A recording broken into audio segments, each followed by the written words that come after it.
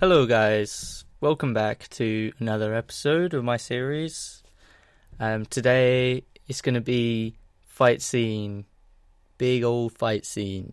As you can see, you'll be able to see this now. It's like there's one guy in the middle, and he's the guy marked in blue. These are just the rough sketches, and he's marked in blue, and he's the one that kicks ass, basically, and he's fighting against, well, this is how I imagined it. He's fighting against a lot of these thugs in like a street square, like a village square, but it's in a futuristic setting, and the camera positioning is quite unique to this scene because it actually pans in and around the guy who's centered in the middle while he's fighting. So it's quite a tough challenge for this one. So I thought I'd record it and then tell you some stuff about it and maybe give some advice to anyone who's looking to make their own fight scene. This is just a small part of a much larger action scene. And I'll probably be recording other parts of the action scene to show to you guys later on. But for now, we're just looking at this 3-second clip. I think it's 3 or 4 seconds long. And the way I'm going about it is quite unique as well, because the order of what I've done things in is quite different to how I might normally because of the circumstances. So I started off and I just got an idea for the camera pan, and to do that I created this green circular disc for a base, and I used a motion tween to skewer that in a certain way which looks 3D. So it kind of cheats the eye to look a bit 3D, but if I was being true to perspective, you'd actually find that it's not 3D. It's just an object that's been motion tweened in a certain way with skewing and other stuff. The simple principle behind it is that it's a graphic symbol, and then inside the graphic symbol, the disc rotates slowly, and then outside of the graphic symbol, I motion tween it again to kind of flatten, and that's how it looks 3D. So once I did that, I put the main figure, the blue figure, in the middle, and I drew him in the middle, and then I would draw him at certain points, just standing there in a kind of fight stance, and then I would draw him at different keyframes along that timeline, and alter his angle according to the perspective. What this did is it gave me a better idea of what angle the characters should be at that time. And then, of course, afterwards I would I put them on the layer below, and then that just served as like a guidance point. So then I was able to use that to see what angle the figures fighting should be at on that frame.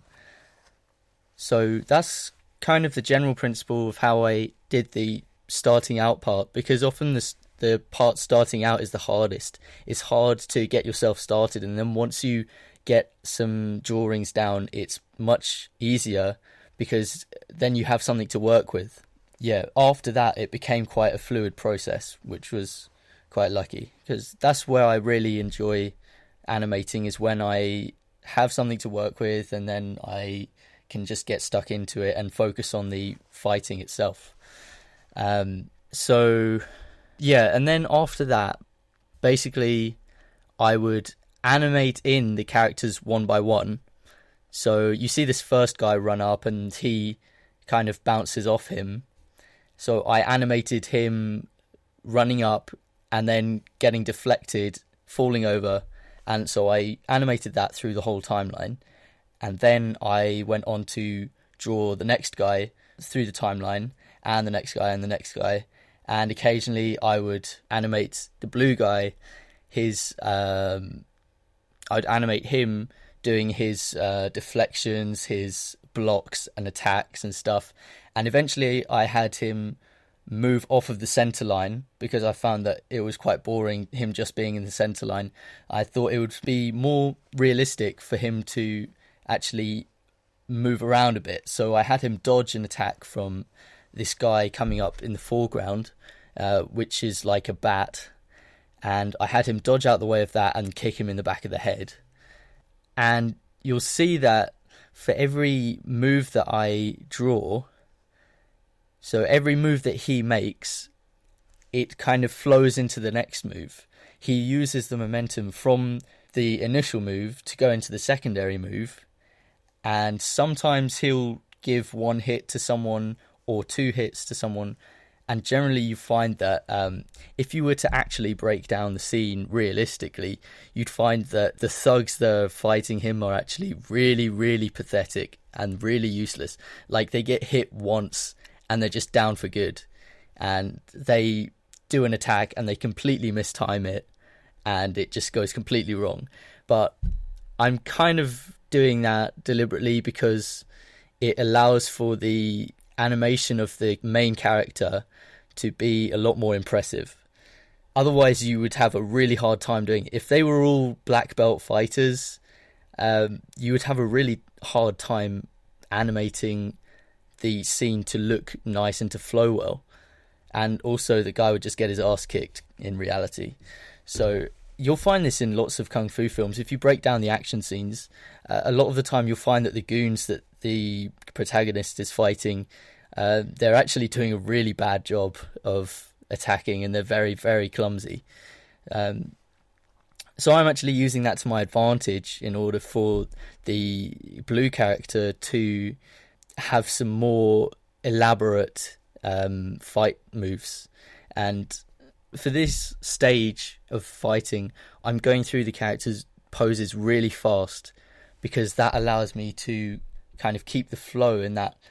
If you spend so much time on a pose or something, you forget what the previous pose was and what the pose was before. And that in animation will not do you any good, because the pose of a character on its own in any given moment, yes, it's meant to stand on its own, but it doesn't really mean much unless the pose before it and the pose after it support that pose. So I'm focusing more on the movement overall rather than the pose at each given moment. So that's why they're really rough at the moment, and I'm just using one quite fat brush so I can fill in big areas of space very quickly. So I'm spending what I'd guess to be maybe a minute or 2 minutes on each pose, and sometimes I'll just draw like certain body parts and then go back to them at a time, because that's just where I'm focusing on with the momentum. And also here you'll see that the gesture is really important. So it's all of the moves may not be very accurate anatomically, or they might not have some of the profiles right, but that in animation is actually okay to some extent, because as long as those errors aren't consistent, it will actually support your drawing. Because it's good to break the character's structure when they're going through a very dynamic pose, and it actually helps. So that's kind of something that you'd probably be told not to do in like an art school or something, but it's actually something that will really support you when doing animation. It's kind of breaking the rules. It's kind of throwing the rule book out the window. So you might, like say when a character is about to jump, they might stretch quite a lot just before their feet leave the ground. And then in the middle of the jump, they might kind of squash a little bit. So that's the principle of squash and stretch for you. And these things I'm not really being conscious of all the time. I'm not having to have a checklist beside me and tick off, right, I've used squash and stretch, I've used overlapping action. Instead, you just have to practice them so that they're kind of instinctive. And you'll notice the ones that I haven't practiced enough, because they won't show up in my work as much, because there is no checklist really. You have to rely on your brain to learn these things in your practices and then apply them when it comes to actually executing the movement. So this fight scene is part of episode 3 of Project Epsilon, which is an online web series that I'm being commissioned to make. And I was really fortunate with this scene because my director, Andrew, he kind of let me be very creative in this scene and what I do. So I'm kind of allowed to deviate a little bit from the script and add in little bits that I feel might make the piece that much more special, which I'm really privileged to do, and I'm very grateful for that. So like this, I don't think this scene was really included in the script, but I had the vision in my head and I really wanted to do it. So I was lucky enough to be able to make it, because I've always wanted to do a kind of Bruce Lee style scene where there's just hordes of these complete idiots that think they know how to fight, and then the protagonist who actually knows how to fight just completely puts them in their place. Because, you know, when you watch something like that, you kind of, I guess you feel the joy that comes from just putting someone in their place. So I wanted to kind of convey that and make it feel effortless to the blue guy. Yeah, for this bit, he's doing this quite elaborate kick. So he does first he does a kick, and then he goes into a kind of 360 spin, and then he lands and sweeps the legs. So it wasn't planned. As you can see, I'm going with straight ahead animation. So that means that you're not doing pose to pose. So you're not drawing one pose and then linking it. I'm actually going straight ahead with the animation. But the in-between poses will be put in afterwards. And that is how I would recommend going about a fight scene, because that's the best way to get flow and to make it feel natural. But I would advise that you just be aware of your proportions and your the sizes, the scales. And you'll see it a lot in my animations. When I'm using pose-to-pose animation, I'll very often draw things and they'll vary from different sizes occasionally. Like in one frame, the guy's head will be a certain size, and then in the next frame it can be slightly bigger. And before you know it, because if you draw hundreds of these frames, before you know it, by the 10th frame, the head could be twice the size as in the first frame. And I'm not exaggerating there, that really does happen. And generally what I do then, if that does happen, which it does quite a lot, is I go in afterwards, I use the transform tool, and I just scale it up or down depending. And if it's like individual body parts like legs, I'll do the same. I'll just scale them up and down and just retouch it. And because I haven't spent a lot of time on the pose, it didn't take me that long to start with, so it's quite a quick process of just fixing it up really quick with a brush. And of course these poses they'll be drawn over later. So once I've done all of the frames and all of the in-betweens, so you've got a full animation but it's just with rough, then after that I'll draw every frame, like draw the line work over it. So these aren't actually the finished product. So until I start drawing the frames over it, I can edit them as much as I want, and it's a very quick process comparatively. I mean, it still takes me hours and hours, but compared to the fine tuning and the second layer, it's a very fast process.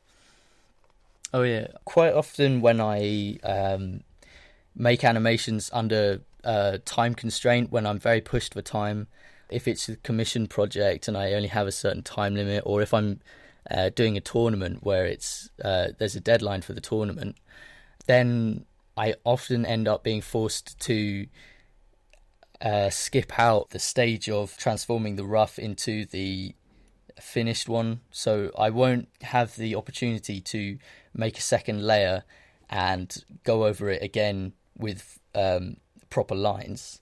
Instead, I have to retouch the rough lines and use them as the finished lines. And to be honest, it never looks as good, and it ends up taking just as long to clean up those lines, but it is a little bit faster maybe. it doesn't look as good. So if you can, try to go over the rough layers again. I know it takes ages, but it is a more clean result afterwards. So a good place to look here to get an idea of how I'm doing things is to look at the timeline. So in this instance, you'll see that the timeline expands and gets more complex as I go along. And it starts off with a few layers, and then I might add a layer for every new character that I add into the scene. And then the keyframes, which are represented as the dots, they get more frequent as I add in more complex in-betweens. Right now it's on I guess what you'd call 5s and 6s. And then I'll start filling in more frames between those poses. So then it becomes 3s and then 2s. And then maybe eventually 1s. For sometimes I leave it as 2s. And it really depends. Actually, sometimes I don't like using 1s. I know there's a big argument with animators in what can look better, 1s or 2s. And some animators even use 3s and 4s and 5s and still make it look really good. I like to use 1s and 2s if the time is available to make them that complex. It really all depends on how much time you have to spare. But I do think that there are times in animation where putting it on 2s can be a lot more effective and can have a lot more impact as putting it on 1s.